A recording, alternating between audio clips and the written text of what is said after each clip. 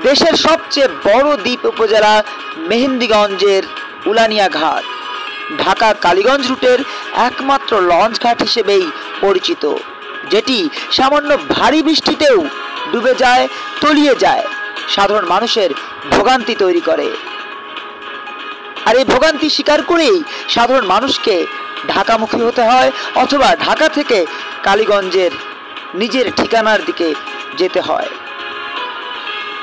একজন শিক্ষার্থী দৈনিক পূর্বাভাসকে বলেন, আমরা গত 54 বছর ধরে এমন নির্মম পরিস্থিতির মুখোমুখি হয়ে আসছি বারবার।